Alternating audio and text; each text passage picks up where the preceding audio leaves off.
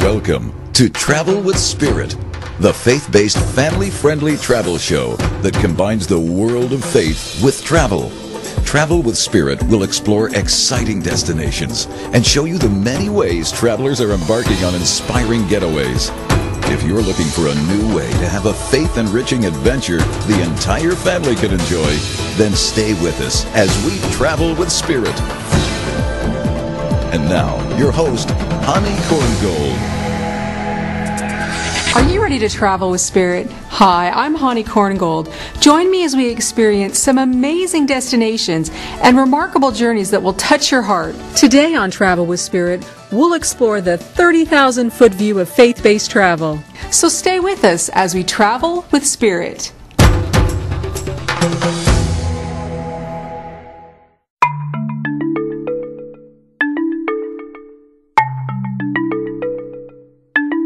We had the opportunity to gather with many of the international experts in the travel industry, both those that represent destinations around the world and those that specialize in leading tours to faith-based destinations.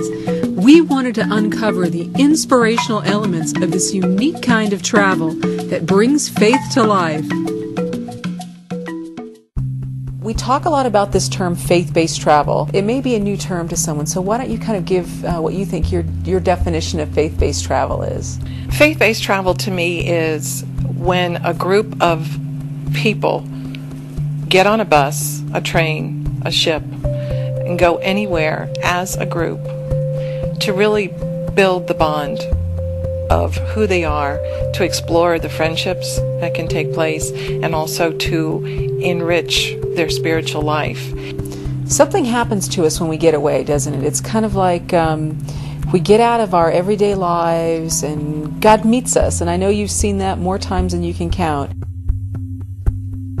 The first places that come to mind for most people is the Holy Lands, traveling through Europe, the history and the culture and the things to learn along your trip and experience too are just mind-boggling. However, when you start looking outside of that box, there's so much more as well.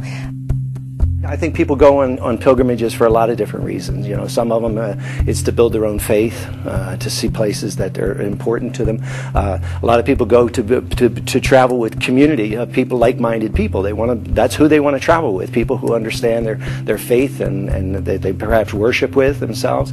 A lot of people go for healings. There's a lot of destinations around the world that are known for healings. One of my favorite and most profound for me is the River Jordan. I've seen so many healings take place when people go to either be baptized or renew their baptism or whatever. It's just a place with an R around it that causes people to be able to be healed.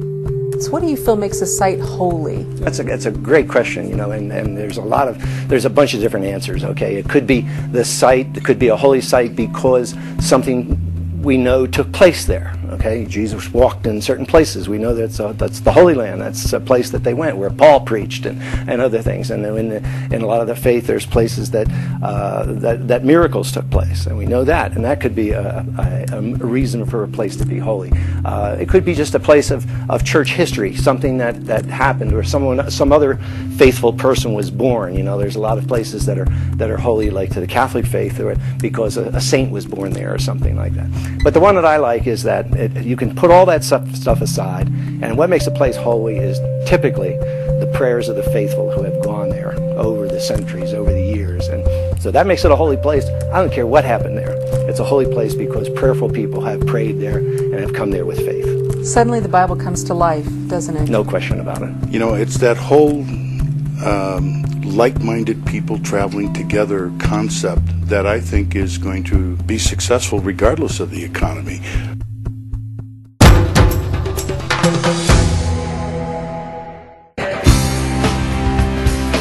The rich spiritual heritage Israel offers is unmatched anywhere in the world.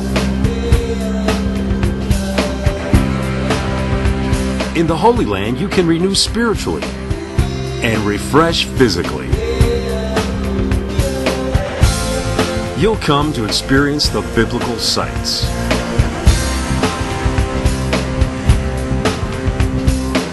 You'll stay to explore the diversity of relaxation and recreation.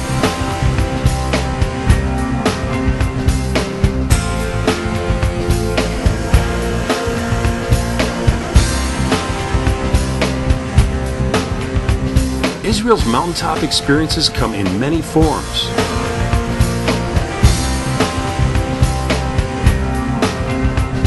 Discover the many facets of Israel with Christian Holy Land Tours.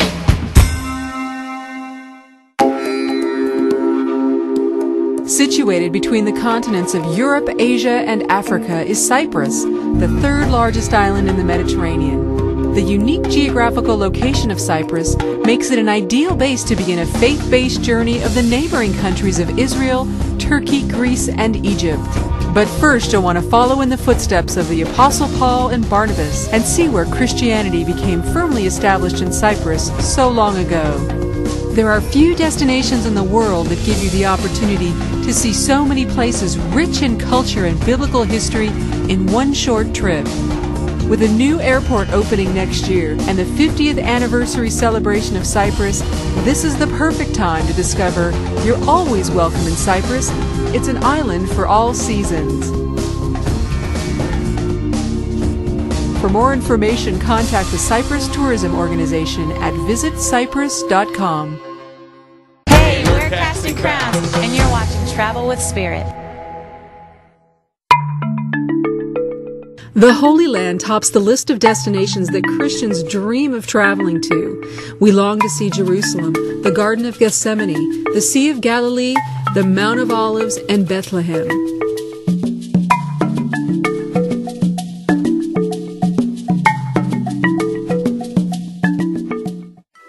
Very modern. I will say that I was surprised by that too, but while it's modern, you also can feel the history when you're there, and you're walking the path that Jesus walked, and you're visiting the Church of Nativity and seeing the manger where they believe baby Jesus was born. So it's really a moving experience, and when you're walking through the streets and shopping at the markets and visiting all the stores, and it's a big mesh of the history and the step back in time with the modern today.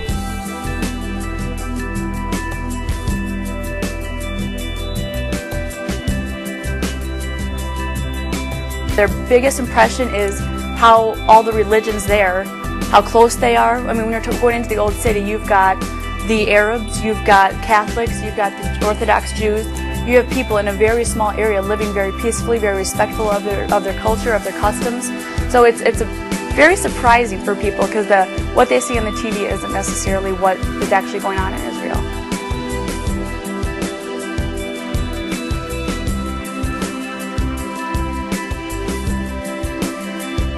I would say the two main misconceptions. Number one, people say, well, we don't feel it's safe to go. I can tell you that even if I don't know someone and they're in a crowd and they told me they just returned from Israel, I will ask them, among the other people, how did you feel when you were there? And the first thing they'll say is, I felt so safe. People say to me all the time, we feel safer than in most major U.S. cities. Second misconception, economical. Another reason that people say to me all the time that they want to put off a trip is, it's too expensive. And that's another big misconception. Israel is still a huge value for your dollar.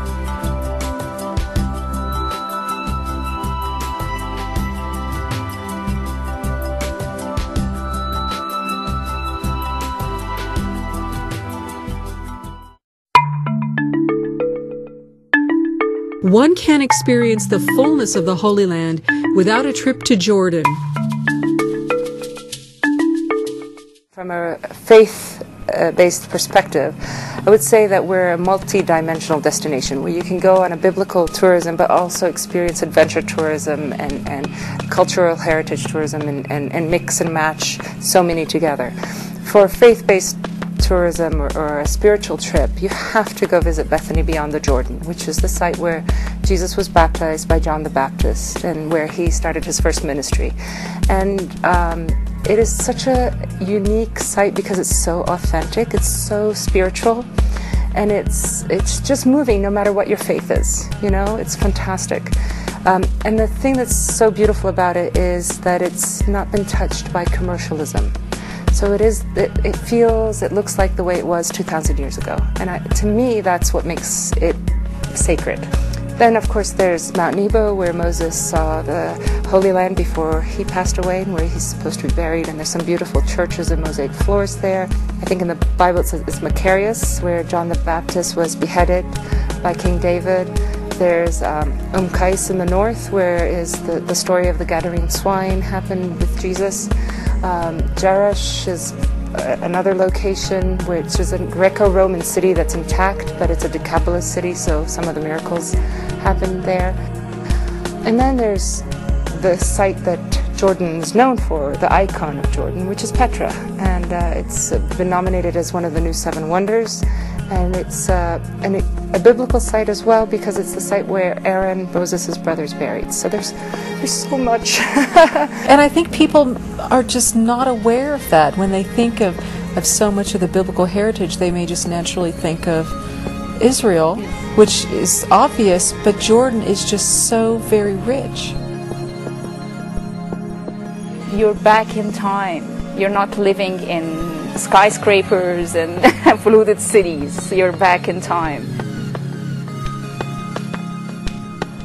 One of the things that I was so impressed with when we were there was just the warmth of the people. I mean, I can remember we even went out into the middle of Wadi Rum, and when we got out there was someone who actually invited us, a Bedouin, to invite us to come over and have tea. You know, and he had his pot of tea going, and he was just so gracious, and you know, there was a dozen of us, and was so welcoming, and it was just really a neat experience. I think that's the kind of thing that I really hope and wish that people get a chance to experience themselves. That's very special. Well, you know, this is one of the many stories that I keep hearing. The experience of the Bedouin inviting you to their tents or to share their meal or their coffee, and I'm proud to say that because I come from a Bedouin heritage, so I can relate to that. It is genuine. It's something that we feel, and it's something that we want to do. It is not understood by some people when they see it, because it's something that in these days maybe not common, but it is something that we enjoy doing, and it is something that we hope that we will continue to do to our guests. Whenever someone comes to Jordan, we feel that they're coming to our home, and we would like to welcome them with open arms and invite them in.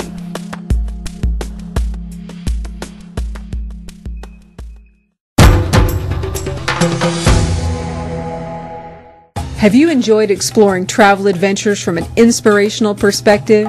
Did you know that Travel with Spirit is also available in a quarterly magazine? Travel with Spirit magazine features the many ways Christians are engaging in travel adventures that bring their faith alive. There are unique travel opportunities throughout the world that are family-friendly and faith-enriching. Travel with Spirit magazine identifies those destinations, cruises, and tours, and explores meaningful adventure that the entire family can enjoy. The magazine includes uplifting stories from Christian musicians, authors, and pastors who have participated in travel that combines relaxation and adventure with an emphasis on faith. There is also expert insight to the exciting experiences faith-based travelers encounter, and the magazine provides a host of travel ideas that will fit anybody's budget. To get your complimentary copy of the electronic edition of Travel with Spirit magazine, visit travelwithspirit.com. If you weren't in Hawaii to share Audio Adrenaline's final farewell concert with their fans from around the world, you still have an opportunity to experience the power and emotion of that mountaintop event. Audio Adrenaline Live from Hawaii, the farewell concert, brings you your favorite Audio A-tunes in an energy-packed live performance. The album includes a CD as well as a DVD of Audio Adrenaline's final concert in Honolulu, so you could witness firsthand the fond farewell they shared with their fans on that evening. The DVD also includes bonus material of behind-the-scenes interviews and reminiscing with the band.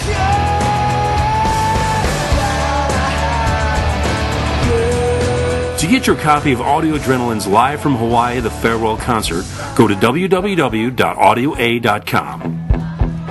Goodbye.